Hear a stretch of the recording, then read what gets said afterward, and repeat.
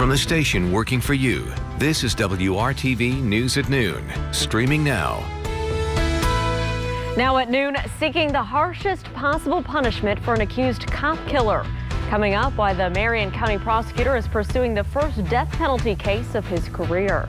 But before we get to that top story, I want to thank you for joining our team here on the News at Noon. I'm Lauren Casey. Todd Clausen is standing by from his home this midday. And Todd, what's it looking like outside? We know we had that drizzle and some fog early this morning. Yeah, nothing has changed at all except for the temperature, Lauren. That's come up a couple of degrees, but it's still not pleasant out there because it's so damp. It makes the actual temperature feel even a little bit cooler. Here is a live look outside right now from downtown to the north. And essentially what we have is we had the snow, we had the sleet, we had the rain, the freezing rain from yesterday, and the clouds haven't broke at all. And so we just have all that moisture trapped in the lower levels of the atmosphere. And that's what gives us the damp feel, that gives us the occasional mist or drizzle that's out there throughout the course of the remainder of the day. And here's what it looks like on the satellite radar picture. There's a few radar returns showing up where there's a heavier sprinkler shower moving through, but that is just about it as far as the precipitation. Any significant precipitation is going to stay to our north. So temperatures are right now sitting in the mid to upper 30s. They essentially don't really move much at all here throughout the remainder of the day. They'll hold pretty steady and then slowly start to cool off later on this evening. There still is a winter weather advisory for our far northern counties where temperatures are a little closer to freezing, so there could be a slick spot or two in those locations. More on that and a look ahead to brighter days coming up in your 7-day planning forecast in just a few minutes, Lauren. All right, Todd, thank you so much. New this midday, it will be his first death penalty case, and it will come in one of the highest profile murder cases of his tenure. Today, Marion County prosecutor Ryan Mears says he believes the suspect in the murder of IMPD officer Brianne Leith should be executed. Mears says that he will ask a judge to sentence Elias Dorsey to death if he's convicted. Dorsey is accused of killing Officer Leith in April of last year. Leith and 3 other officers were responding to a domestic disturbance call on the east side when shots were fired. Leith later died, and a woman inside the apartment was injured. The prosecutor says that he's seeking the death penalty because Officer Leith was killed while acting in the course of her official duty as a police officer. We expect to learn more about the mass shooting tragedy on Adams Street when formal charges are filed against the 17-year-old suspect. Police arrested the teen early Monday morning. He's accused of killing 6 people on Sunday, including his parents, siblings, a pregnant woman, and her unborn child. WRTV Investigates has learned that the teen opened fire after his father reportedly warned that he was going to be in trouble for leaving home without permission. The suspect's teenage brother ran and asked a neighbor for help before being rushed to the hospital with gunshot wounds. We have a 16-year-old victim who suffered a traumatic incident, and we as a community need to wrap our arms around this young man as well. He's going to have a lot of things to worry and think about the rest of his life. The 17-year-old is being held on murder and attempted murder charges. The Marion County Prosecutor's Office is expected to announce formal charges this week. Indiana's new coronavirus numbers are a mixed bag today. New case numbers continue to trend downward with just under 1,800 new cases reported today. That's the first time since the day after Christmas that the state has been below the 2,000 new cases. Newly reported COVID-19 deaths were up, however. 80 additional deaths related to COVID-19 were reported, and that pushes Indiana past 9,400 since the pandemic began. Almost 19,000 more Hoosiers have received the first dose of the COVID vaccine. That means almost 460,000 people in Indiana have gotten at least one dose of the vaccine so far. And as you saw there, more than 100,000 Hoosiers have received both doses of the COVID-19 vaccine. But there's one group of people who say that they're on the front lines of the pandemic, but they're not yet eligible for the shots. Teachers want to be moved up in line to receive their vaccines. And now the Indiana Coalition for Public Education is joining the state's largest teachers union and asking the governor and the state health department to make it happen. The federal government recommended teachers to be among those prioritized for COVID vaccines, but that's not happening here in Indiana. Under current rules, school resource officers can receive a vaccine, but teachers and school staff cannot. The CDC issued guidelines, treat teachers as essential workers, and our organizations believe that Indiana should follow those guidelines. It will show that the state values what they do and values their safety. Teachers were a priority under Indiana's original vaccination plan, but then that was later changed to focus on the people who are most at risk because of their age. All of the states surrounding Indiana are vaccinating teachers or plan to do so soon. The process is now underway for former President Trump's historic second impeachment trial that will start next month. While he can't be removed from office, a conviction could lead to a second vote that would bar him from running for federal office again. ABC's Elizabeth Schulze has the very latest. For the second time in just over a year, former President Donald Trump is facing an impeachment trial in the Senate. The House impeachment managers walking through the same halls that were stormed by pro-Trump rioters earlier this month. President Trump gravely endangered the security of the United States and its institutions of government. Donald John Trump thus warrants impeachment and trial, giving the Senate the single article of impeachment, charging Trump with incitement of insurrection. We fight like hell. Democrats are expected to argue Trump's speech at his rally before the Capitol attack on January 6th was part of a larger effort to subvert and obstruct the results of the 2020 election. You can't sweep some of these egregious things under the rug, plain and simple. Trump was, his act on the 6th was the most despicable thing any president has ever done. President Biden telling CNN he believes the trial has to happen, but he cast doubt there would be enough Republican support to find Trump guilty. 17 Republicans would need to join Democrats to vote to convict. And a growing number of GOP senators are now questioning the trial altogether. This is beyond the constitutional authority of the Senate to conduct a trial to convict and remove from office a man who left office last week. This afternoon, senators will be sworn in as jurors. Both sides have 2 weeks to prepare their cases, with the trial set to start the week of February 8th. And Senators Schumer and McConnell say they've reached a power-sharing agreement amid the 50-50 split in the Senate. The breakthrough could help move forward some legislation in the next 2 weeks before the impeachment trial starts. Elizabeth Schulze, ABC News, Washington. Well, they are busier than ever, and it's one of the downsides of this pandemic. Next, how these essential businesses are having to make major adjustments until this virus lets up. Todd. And Lauren, we continue to deal with some patchy drizzle and a few rain showers across parts of central Indiana. One of those areas where it's not as damp and dreary is down in Bloomington, where the visibility is a little bit better, but you can still see locked in with the clouds. In fact, they're moving pretty quickly down there in Monroe County. We'll talk about brighter days ahead coming up in your 7-day planning forecast when the News at Noon continues right here on WRTV. Returns tonight on ABC. Welcome back. We are following breaking news this midday. This is a live look at a shopping center at West 86th Street and Michigan Road on the northwest side of the city. Metro Police tell us one person was shot during a robbery of a business here within the past hour.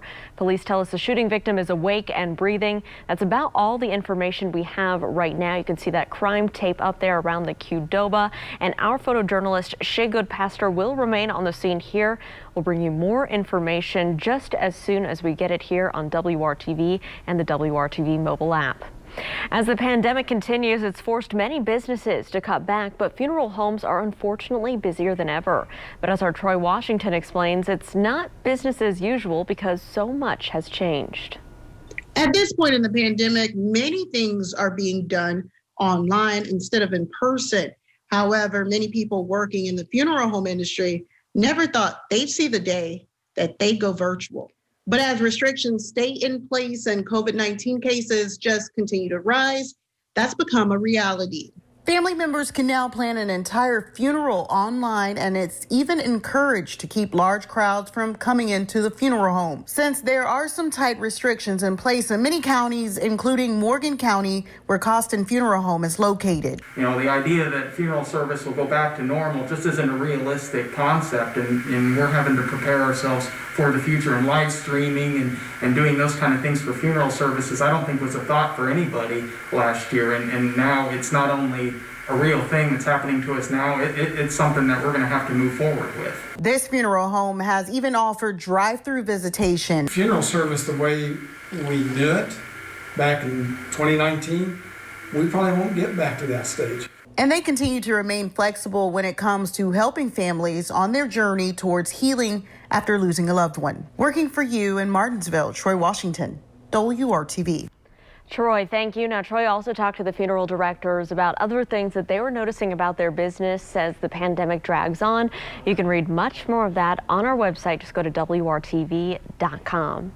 Sometimes being holed up at home has its benefits. Next, we'll have a story of a woman who made a discovery about herself that's led to an unexpected windfall. We'll have that story and more just after the break. 1-800-CALL-KEN.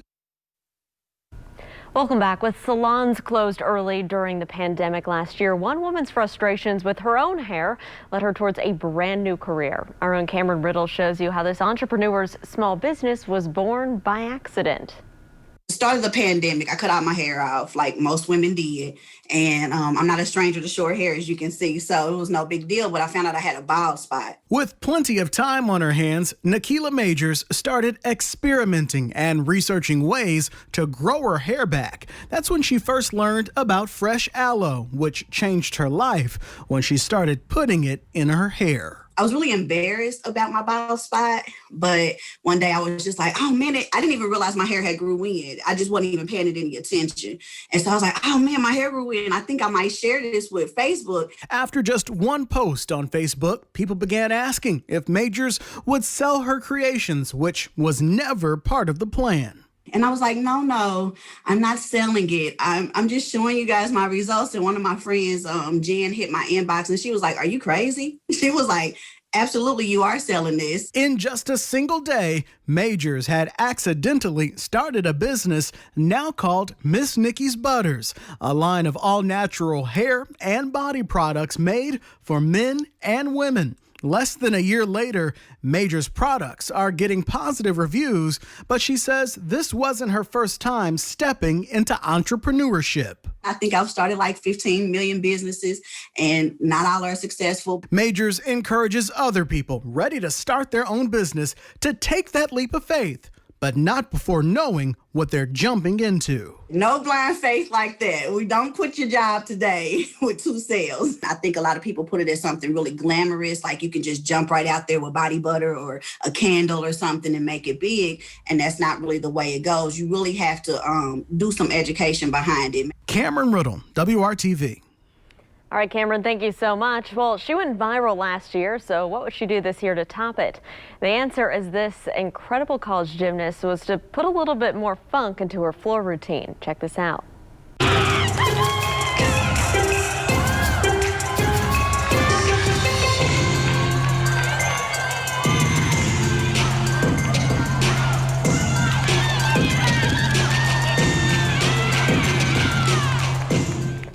Nia Dennis only got a standing ovation from a handful of people this year, of course, because of the pandemic. But her routine, filled with some classic dance moves and a tribute to Black excellence, is blowing up social media just like she did last year. It also earned her a score of 9.95 out of 10, and that helped UCLA win the Pac-12 gymnastics title. Very cool. All right, Todd, we got to talk about our forecast for today. Not 9 out of 10 at all, but hey, it's January, so this is pretty normal for Indiana. Oh, man, I don't even know we can get to a 4 out of 10 with the forecast here today, Lauren. As you know, temperatures are above normal. I guess that's the good news, and we're not below freezing, so we aren't dealing with a lot of ice or wintry weather. I will highlight, though, just for another, what time's 12:18 now, so another 40 minutes or so for these weather advisories to the north. And then they will expire. Here's the view in Greencastle right now, and you can see there's a little bit of moisture on the lens there as you look across the campus at DePaul University, and there are a few spotty showers out there that we're contending with amongst the drizzle as well. And the advisory was in the places in northern locations because you can see temperatures there are just a little bit closer to freezing, right at 33 in Tipton right now, 32 in Peru. But you notice Muncie's at 38, Lafayette's at 35, so that warmer air is continuing to lift to the north. Now look at the temperatures to the south. We're in the 40s right now in Bloomington as well as Columbus, and you've started to dry out a little bit. You don't have as much in the way of the drizzle and that mist that's taking place across the rest of central Indiana. Temperatures today will go up another couple degrees for your afternoon highs, and that is just about it.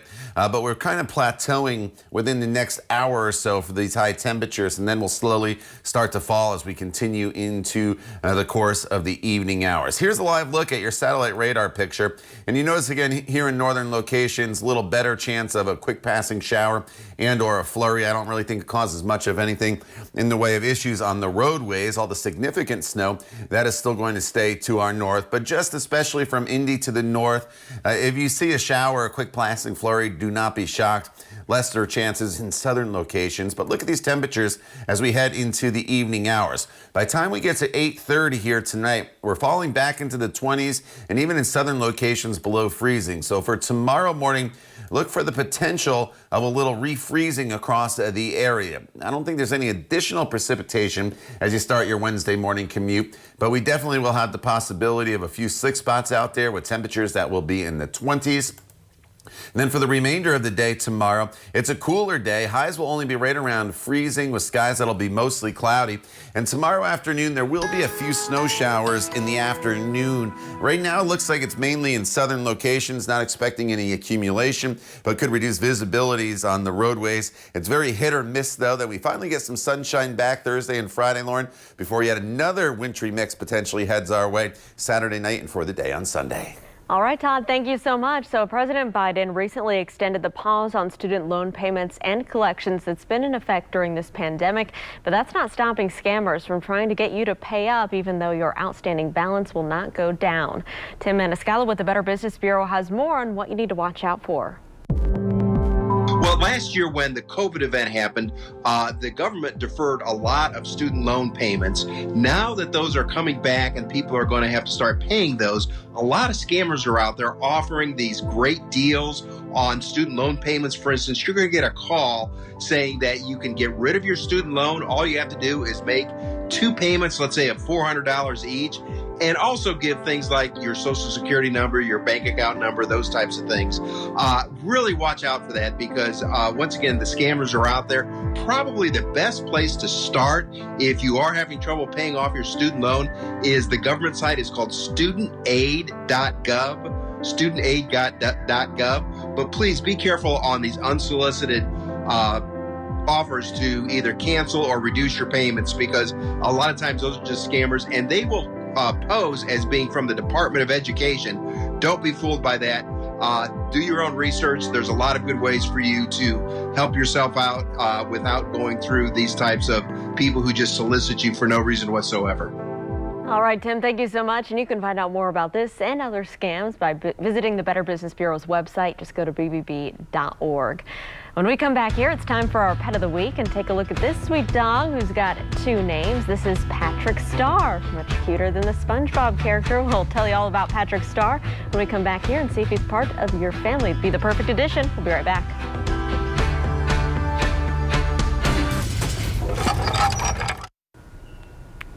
Welcome back. It is time for our Pet of the Week from Indy Humane, and Patrick Star needs a good home. Take a look. That's his name here. Patrick was transferred to Indy Humane from another local shelter earlier this month. He's fun, young adolescent who's ready to learn all of his adult doggy skills. Patrick will need someone who can provide daily exercise, playtime, and of course training. Indy Humane says he would do best in a home where he gets lots of cuddles and is allowed on laps and furniture. Patrick's adoption fee is $175, and so if you want to meet him and see if he's the right fit for your home, you can make an appointment to meet Patrick Star at indyhumane.org. All right, Todd, if people are trying to get out, maybe walk the dog today, what's the best time for them to do that? You can definitely get out really at any point throughout the course of the day today, Lauren. Things aren't really going to change a whole lot. We'll have the drizzle, we'll have the fog, but no real heavy rain. That's the good news. Temperatures in the 30s, but it'll feel cooler than that. Just a couple spotty snow showers tomorrow, then sunshine Thursday and Friday before another winter storm brings rain and some snow to the area once again over the weekend. All right, Todd, thank you so much, and thank you for joining us and making WRTV your choice for news. Come back here and join us for the news at 5.